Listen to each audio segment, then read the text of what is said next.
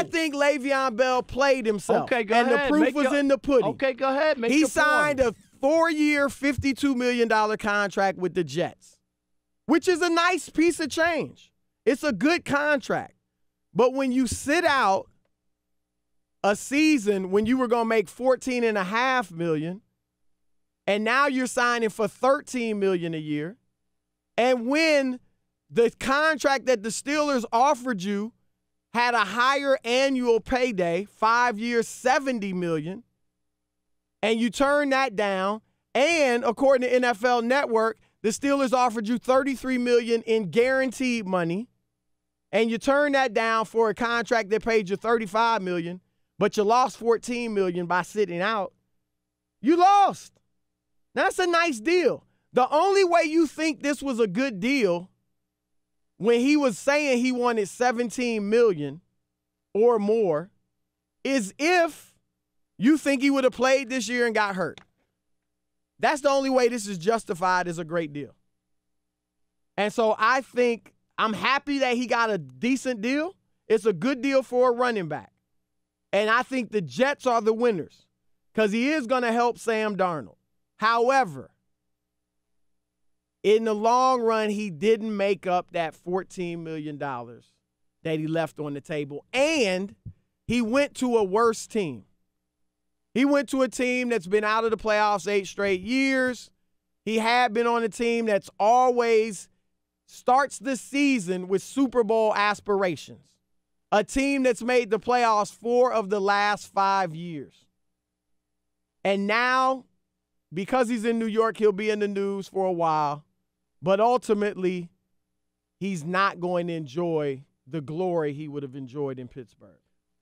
I think Le'Veon Bell did a good job for himself. He got a nice contract. He got 4 years. He's in a place where he feels he's welcome and wanted. Yep, because in Pittsburgh, they kept doing the franchise tag despite all the yards and everything that he kept doing for the team. They never would cash him out and give him the deal he believed he was worth. That's why Pittsburgh forfeited a player of his ability. They forfeited it, and the original contract they offered included only $17 million guaranteed. That's depending on reports. That's the report I read. Ian Rappaport said it had $33 million. What I read is $17 million. So there's conflicting reports. Well, did you read that, though? Yeah, I read $33 million. The original one that I read said that they offered him conflicting one because I saw that he was offered $17 million. No way would I have signed a contract for 17 guaranteed. But what if it was 33? Well, I'm just saying, there's other reports. So but I'm going to go by Le'Veon. If they would have offered him $17 million, I would have been offended, and I would have looked to take my talents elsewhere. You know what he said when a fan That's what I would do. February 2018, a fan tweeted at him, as a Jets fan, I'm speaking on behalf of the Jets. Le'Veon, we will give you $60 million in cash if you come play for the Jets. You know what Le'Veon tweeted back? $60 million ain't enough to run for the Jets. Yeah, but that's in but negotiation. I guess $52 million is. Hey, you didn't negotiate with a fan? Man. You're just playing. You're on a social media. That doesn't mean that's anything. It's just playing back with a fan. He wanted more money. Chris, he got a very comparable deal to Gurley. He makes about $1 million less. Deal. It's $10 million less guaranteed. It's $1 million less, and if he gets all. Gurley's is $60 million. No, the average salary. $1 million per year. The average salary is the difference between 14. But Gurley has $45 million. 13 something. $45 million. That's all it is. And all I'm saying is if he's able to complete the contract with incentives, it's worth $61 million. You said yesterday that a contract is only what's guaranteed. No, that's not what we talked about. The deal Isn't that what you said when we talked about Nick Foles' deal? No, I said because you won't Nick. I'll tell you this: the difference between Nick Foles and Le'Veon Bell is Nick Foles won't see the end of that contract. He's much older and won't get that. Quarterbacks tend to play a lot longer than running backs. I'm telling you, he won't get the end of that contract. But regardless, you said the contract is what's guaranteed. Le'Veon has 4 years. So does Foles. What are you talking about? Foles isn't 35 years old. He'll be able to get those 4 years, and he'll be able to maximize. The likelihood is that Foles will do that before Le'Veon does. They both may. It's only 4 years. But the likelihood is the quarterback does it more so than the running back. All I know is he did what he needed to do, which was not play for an organization that didn't respect him and wouldn't come to the table, and the Steelers are known for this. That's why AB left there with no guaranteed money left on his contract. That's how they do business. And I'm just telling you, he did the right thing to get away from them once they would not pay him. The last thing you want to do is go out there, play for a team that won't give you a contract, wind up getting hurt and not getting any of it. So he decided that this is the last time. I'm not signing another franchise tag. You're not paying me for the work that I've done. His last 5 years, nobody's put up the numbers that he has running the football or catching the football. He's done everything you can do. Never got paid fully, except for the franchise tag, which he didn't want for a second time, so he didn't sign it. In the NFL, those are your only options. Either you take what they give you or you decide to hold out. He took what he got. He did the same thing this year. A year later, he took what they gave him. No, he had one team pursuing him. He did what he had to do. But look, if you want to talk about him standing on principle, that's great. He did. And that's fine. That's good. As a man, he stood up on principle. But we've been talking about. You had the same argument about, I'd take less money if I would be happy. That was your conversation. Yeah, I would. So Le'Veon now is happier that he's not with the Steelers. So I don't know how you could knock a guy who wants to get away from an organization that doesn't respect his talent. That's why. He said he didn't want to go to the Jets. He said it would take $60 million more. He said I want 17. He said that to a fan on social media. Yeah. If he didn't want to go to the Jets, he didn't have to sign. Just like Antonio said, all his stuff to fans. The 49ers offered him a deal late in the process. He had another deal on it. Yes. How much? I don't know what the numbers were, but he had another deal on the table. The 49ers. Go read the stories. We have been talking all off season, and actually during the season, about the money he was going to get. You said he was going to get Todd Gurley money. Chris, his average salary is $1 million off of what Todd Gurley made. That's not Todd Gurley money. Yes, it is. It's in the neighborhood. It's $10 million less guaranteed. No, it's not. I'm talking about he's the second highest paid running back in the league. That's Todd Gurley makes 14 something, money. And he makes 13.05. There's a difference between 13 and 14. Okay. Is there not? That's not in the neighborhood, Chris. Come on now. No. You're acting it like he got $3 million a year. He's got the second highest contract in the league. I started out the conversation saying it's a good contract, but it doesn't make up for the $14 million you gave up. You're the same guy who said, I don't know how for the Phillies just took that contract for 13 years, even though he got $330 million guaranteed. Yeah. You said he left money on the table well. $330 million guaranteed. I don't care how many. I thought we weren't even bringing up past stuff. How much you spread it over? So we bringing up past stuff. All I'm saying is the money he has, the money that he wants, he's happy with. All right, give us a call 877-99 on Fox 877-996-6369. Your turn to weigh in on Le'Veon Bell. Was it worth it sitting out a season for the deal he got? Let's start with Kevin in Wisconsin. Kevin, you're on with Chris and Rob. What's happening? Hey, how you doing, Rob and Chris? How you guys doing? Doing great. What's happening? Okay, reason why I'm going to say I don't believe that he broke the bank, okay? And I honestly don't believe the report that Ian Rappaport's given, because earlier on ESPN, they were doing the special for the free agency, and Teddy Bruschi was saying they only had $10 million that was guaranteed.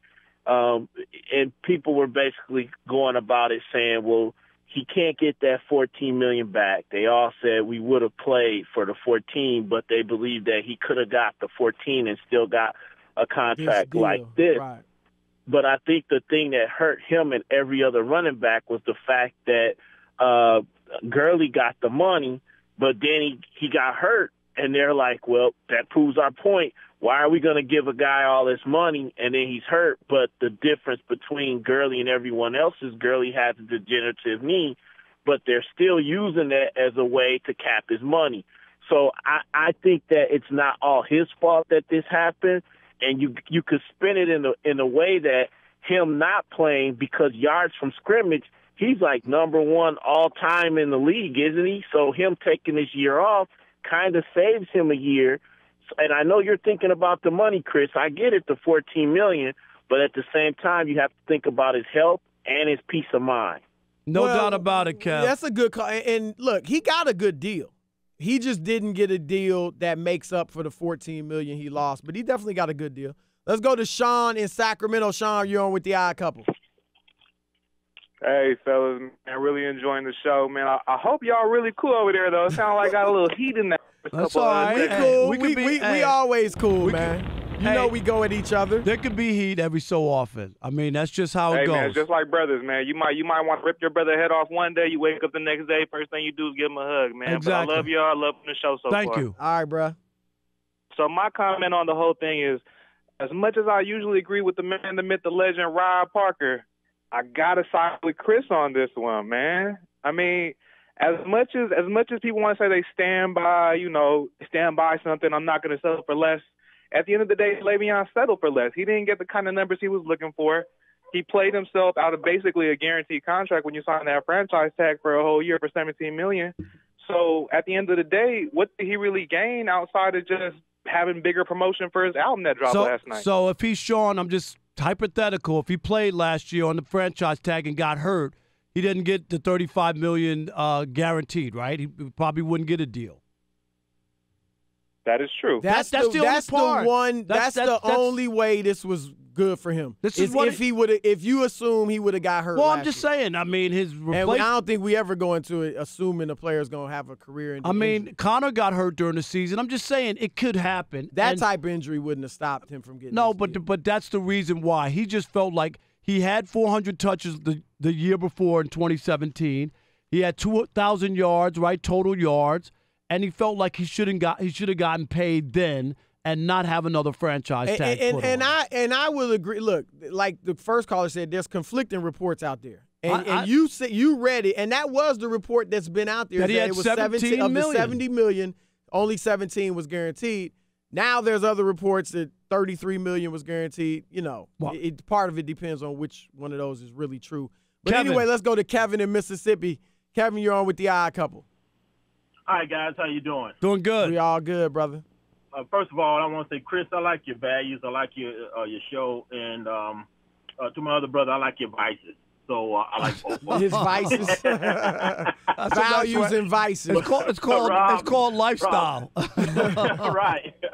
But look, I'm siding with Rob because, look, Chris, I think one thing you keep missing out on, and it's been alluded to earlier about the fact that he could have got injured. But what Pittsburgh was going to do was just run him into the ground like he did before. If he didn't get injured, he was going to lead the league in touches. It would have depreciated him even more because what was going to happen is when he came back to negotiate, they were going to say, okay, well, great. You led the league in rushing and catches and all this kind of stuff, but you had 400 touches, and we just think that that's a lot, and we're not going to offer you that much. So it's almost like buying a stock. If I buy in at 10 and it goes in at 15, I say that's my out point. I can't look back if it goes on up to 17, 18, 19, because it could have gone back down to 10 and gone down to 9. If you made a decision and you said, well, look, I'm going to sacrifice this $14 million or 14 and a half or whatever, and because of the downside potential, I cannot say what if. I'm saying this, I'm sacrificing because of downside potential. And the last thing, guys, is who among us, if we were guaranteed $33.5 million, couldn't have a hell of a life? Of course. All these guys have great contracts or really good contracts at big Not money. all of them now. So that's not, but I'm saying, you're talking about millions of dollars. Right. You're talking about tens of millions of dollars. So you're right about that. But I actually think it hurt him sitting out. Because I think people, and there's been others to talk about this from talking to people around the league, people around the league questioned how much he's into the game. When you can sit out in the prime of your career, you're one of the best 2 or 3 running backs in the league, and you sit out when you were going to get paid $14.5 million. Sometimes you have I think people are wondering, are you all in? Sometimes you that's why there was very few suitors for him. Sometimes you have to make a sacrifice, and you have to take a stand if you believe that you're not being treated fairly, and I think that's what happened there. Aaron in Memphis, you're on the Odd Couple, Fox Sports Radio. What's up? Oh, ice cream. This is my dinner. Oh, Aaron in Memphis. In a second here. All right. Let's go to Jody in Atlanta. Jody on with the Odd Couple. Yo, Chris and Rob, how you guys doing today? Doing great, Jody. What's happening? That's good. Hey, I want to say, GOAT man, Rob is right one more time. Le'Veon for real, if he would have played last season, I really think they would have ran him to the ground like the other caller said, because man, oh man, 400 touches, that's crazy. They just playing mind games with him, trying to get him to do all of this and all of that. But they didn't want to cash him out, right? Mind games, they're trying to win. No, they ain't winning. They trying to win. Listen, I'm telling you, if he would have did 400 touches and he would have, like, let's say, not even his arm, he would have been out for a game or two. They would have told him, hey, we ain't got the money for you. You're too injured. Because remember, he was hurt against the Patriots in the AFC Championship. That's why I don't think they paid him in the first place. He's been injury prone. There's no question about that. Exactly. He's missed playoff games. But he would have most likely. Now, of course, you could always get hurt. But most likely he would have went out there, had his typically productive year, and got a similar type of deal this offseason. So he would have had $14.5 million more in his pocket.